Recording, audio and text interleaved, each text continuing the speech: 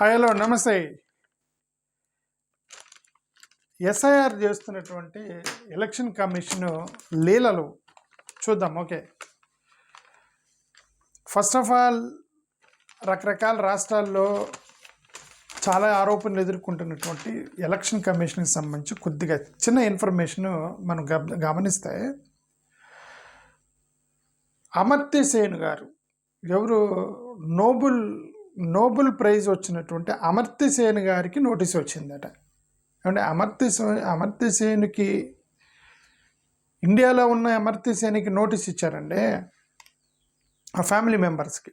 అంటే అమర్త్య సేన్ గారికి కాదు, ఫ్యామిలీ మెంబర్స్కి. ఓకే, ఆయన కూడా ఏం మరి కరెక్ట్గా ఎవరికి నోటీస్ ఇచ్చారనేది మనం చూడాలి. But it was return as the Amartya Sen's family members got the notice. Okay, former naval officer Arun Prakash గారికి నోటీస్ ఇచ్చారట. ఏమని?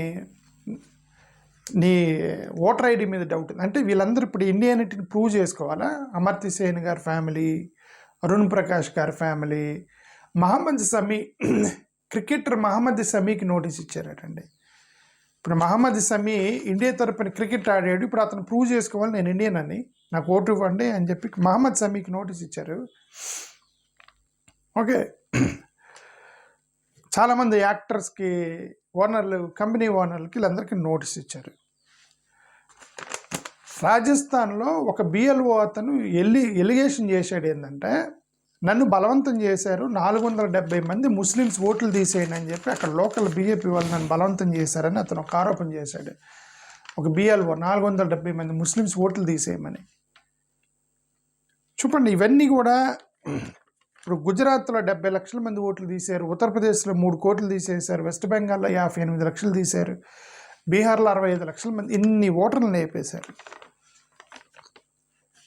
ఇవన్నీ కొన్ని లోపల ఉత్తరప్రదేశ్ గురించి చూద్దాం. ఒక ఉత్తరప్రదేశ్లో అసలు జరిగినటువంటి డిలీషన్ చూస్తే మన మ్యాసివ్ డిలీషన్ చాలా ఆశ్చర్యంగా ఉంది. ఉత్తరప్రదేశ్ డేటా చూస్తే 2.89 కోట్ల మంది ఓటర్స్ని తీసేశారని ఉత్తరప్రదేశ్లో.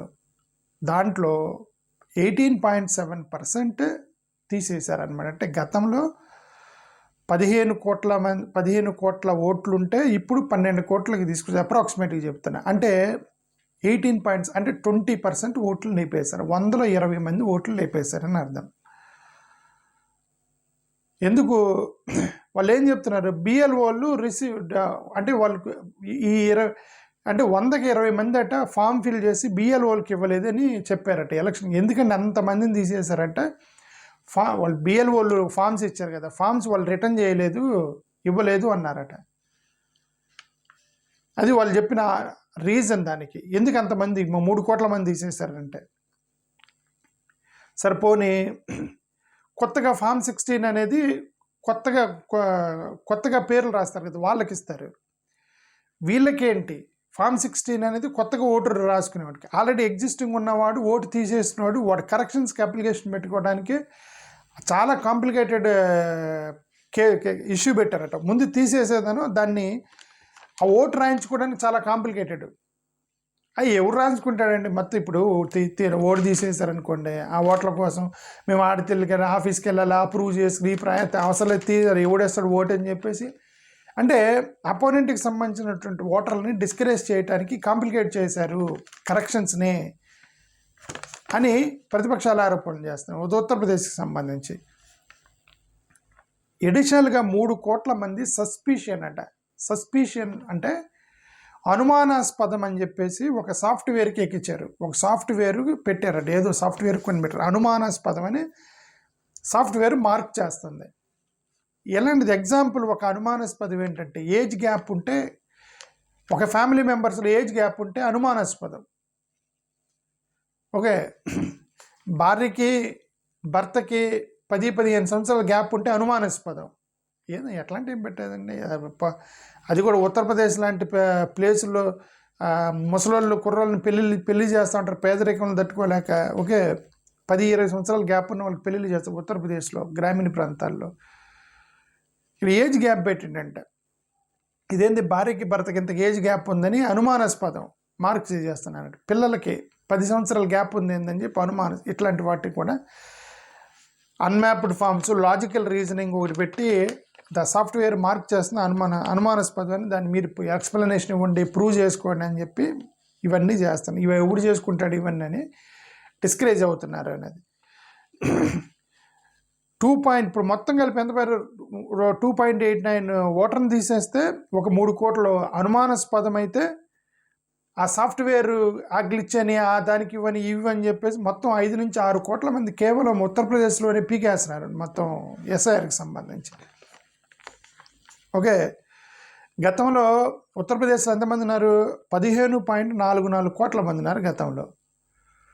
ఇప్పుడు 12.56 కోట్లకు తగ్గించారు.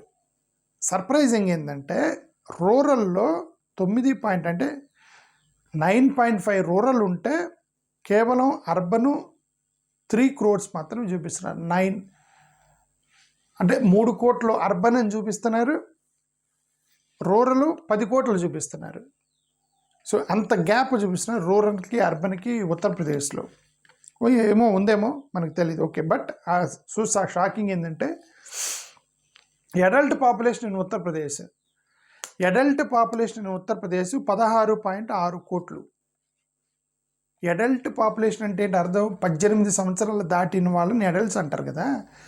గవర్నమెంట్ రికార్డులో 18 సంవత్సరాలు దాటిన నుండి అడల్ట్ పాపులేషన్ కింద వేస్తాడు. ఓటు హక్కు 18 సంవత్సరాలే కదా. నీ అడల్ట్ పాపులేషన్ ఎంత ఉంటే అంతమందికి ఓటు ఉండాలి కదా. అడల్ట్ పాపులేషన్ 16 కోట్లు ఉంటే ఓటర్ లిస్టులో 12.5 కోట్లు అంటే చూడండి 3.5 crores ఓట్లు అడల్ట్స్కి ఓటు ఇవ్వలేదని అర్థం.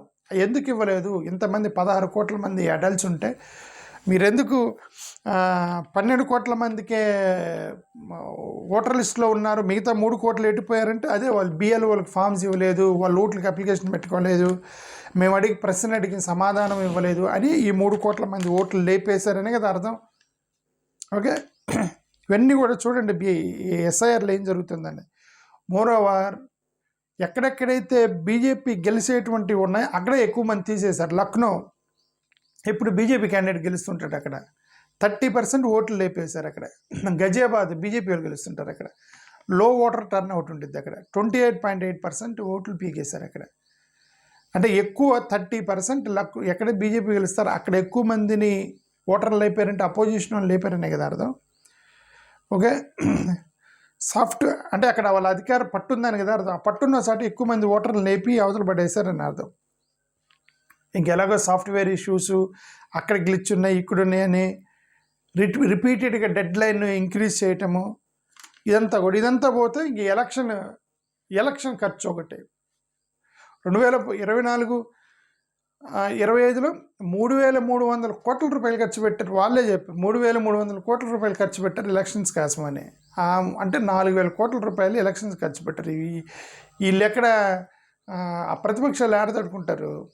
అసలుకే 2010 నుంచి కాంగ్రెస్ వాళ్ళు అపోజిషన్లో ఉన్నారు, అంటే 2014 నుంచి అపోజిషన్లో ఉన్నారు. అంటే 10 సంవత్సరాలు ఇప్పటికీ వాళ్ళ అకౌంట్లు ఫీజ్ చేశారు, డబ్బులన్నీ కొలాప్స్ చేసేసారు, బ్యాంక్ అకౌంట్లు సీజ్ చేశారు, ఈడీ దాడులు చేశారు. ఎక్కడెక్కడైతే కాంగ్రెస్ సపోర్టర్స్ ఉన్నారో ఈడీ దాడులు చేశారు, సిబిఐ దాడులు మొత్తం చేసి డబ్బులు ఉన్న వాళ్ళు మొత్తాన్ని వాళ్ళ వైపుకి లాక్కున్నారు, ఫండ్ పీక్కున్నారు, పేదరికంలోకి నెట్టారు అపోజిషన్స్ మా పార్టీలు మొత్తాన్ని కూడా. ఇప్పుడు వాళ్ళు తట్టుకోలేరుగా ఫైనాన్షియల్గా. చూడండి ఇదంతా జరుగుతుంది. ఇదంతా కూడా వ్యవస్థని ఎలాగైనా గెలవాలని చేసేటువంటి ఒక మాయాజాలం లాగా నాకు అనిపిస్తుంది. థ్యాంక్ యూ, నమస్కారం.